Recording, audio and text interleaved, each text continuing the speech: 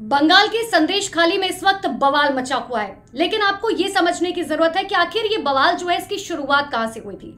देखिए, टीएमसी के एक नेता है शाहजहां शेख, उनको गिरफ्तार करने के लिए ईडी की टीम पहुंचती है, लेकिन जैसे ही ईडी की टीम वहां पर पहुंचती है, अचानक से 100 से 200 की तादाद में लोग जो है वहां पर इकट्ठा हो जाते हैं। और जैसे ही लोग इकट्ठा होते हैं, वो वहां पर ईडी की टीम के साथ साथ जो सुरक्षा कर्मी वहां पर पहुंचे थे, जो सीआरपीएफ के जवान पहुंचे थे, उन पर अचानक से हमला कर दिया जाता है। इतना ही नहीं, कई मीडिया कर्मियों पर हमला किया जाता है और इसमें कई लोग जो है वो घायल भी हो जाते हैं, कई गंभीर रूप से घायल हो जाते हैं। किसी के सर में चोट लग गई, किसी के पैर में चोट लग गई।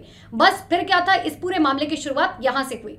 लेकिन ये मामला यहीं तक नहीं थमा। जैसे ही ईडी की टीम पर हमला हुआ, भारतीय जनता पार्टी ने इस पूरे मामले को उठाना शुरू कर दिया।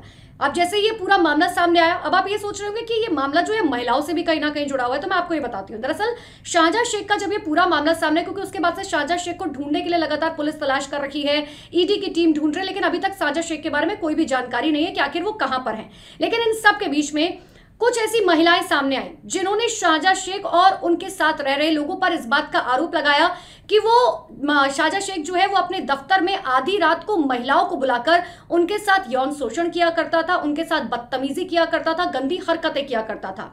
बस फिर क्या था, भारतीय जनता पार्टी ने इस पूरे मामले को बहुत तेजी से उठाया। इतना ही नहीं, 6 सदस्यीय टीम जो है वो बनाई गई। 6 सदस्यीय टीम को जो है ये ऑर्डर दिया गया कि आप जो है संदेश खाली में जाइए, महिलाओं से बातचीत कीजिए। कोशिश जो है जरूर की गई। उससे पहले शुभेंदु अधिकारी भी जो है वो जाने की कोशिश कर रहे थे, लेकिन नहीं पहुंच पाए।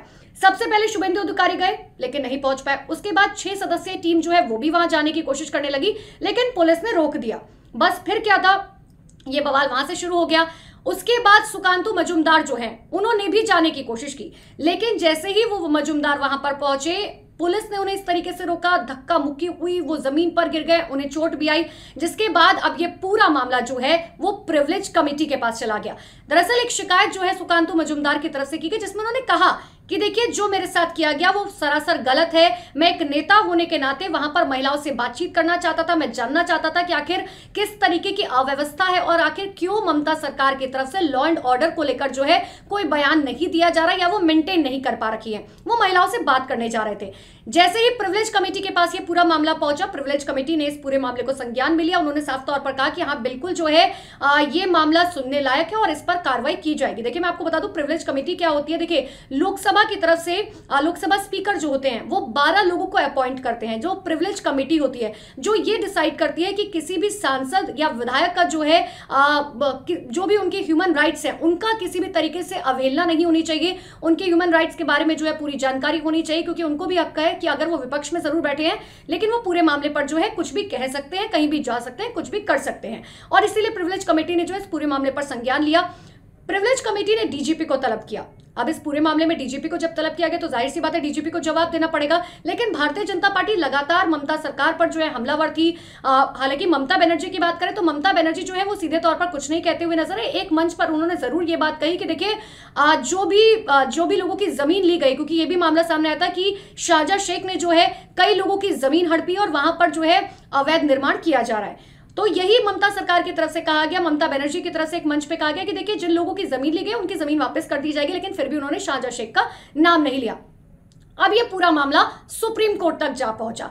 आज सुप्रीम कोर्ट में सुनवाई हुई, जिसमें सुप्रीम कोर्ट ने साफ तौर पर, हालांकि सुप्रीम कोर्ट में जो याचिका दायर की गई थी वो इसको लेकर भी की गई थी कि आप जो है ये पूरा मामला बंगाल से बाहर, यानी कि बंगाल पुलिस को ना देकर बाहर की जो है सिक्योरिटी को दिया जाए, इसमें सीबीआई को इन्वॉल्व किया जाए। और आज इस पूरे मामले पर सुनवाई हुई।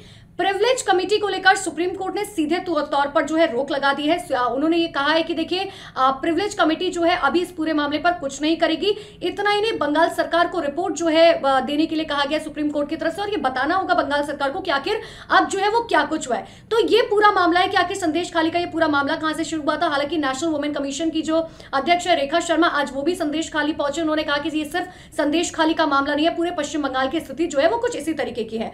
अब आप ये समझिए कि एक मामला जो एक बहुत छोटी सी जगह पे शुरू हुआ था संदेश खाली में, अब वो पूरी तरीके से पश्चिम बंगाल में जो है फैल चुका है। देश की राजनीति में जो है इसको लेकर लगातार चर्चाएं की जा रही है।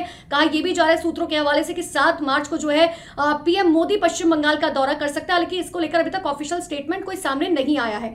लेकिन इन सब के बीच में अब सबसे बड़ा सवाल यह हो जाता है कि आखिर जिस तरीके से लगातार ममता बनर्जी को घेरने की कोशिश की जा रही है, क्या आने वाले समय में ममता बनर्जी की कुर्सी पर कोई खतरा मंडरा रहा है या नहीं।